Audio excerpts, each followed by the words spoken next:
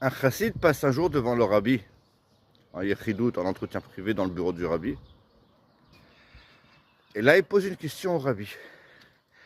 Il lui dit que il a entendu combien Shir HaShirim, c'est quelque chose d'important, d'extraordinaire, avec une puissance phénoménale.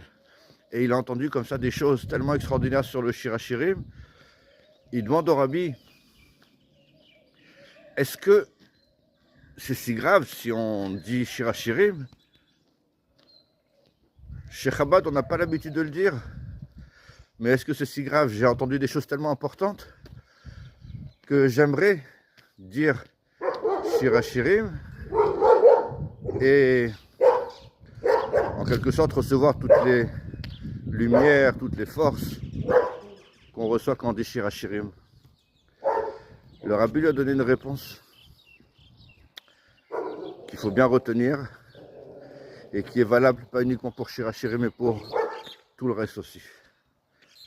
Le rabbi lui a répondu, quand vous ne direz pas Shir HaShirim, parce que chez Chabad on ne dit pas Shir HaShirim, vous ferez venir exactement les mêmes lumières et les mêmes forces que quand un autre dit Shir HaShirim, parce que son maître lui dit de dire Shir HaShirim. Vous comprenez cette réponse, comment elle est extraordinaire? Le rabbi dit, c'est sûr que Shir HaShirim c'est quelque chose d'extraordinaire. Mais pourquoi c'est extraordinaire? C'est extraordinaire parce que c'est la volonté d'Hachem que les Sfaradim disent Shir HaShirim. C'est ça qui fait que ça leur donne de la force.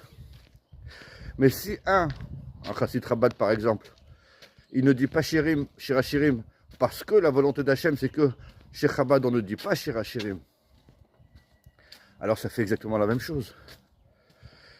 Et ça on peut le rapporter sur tout.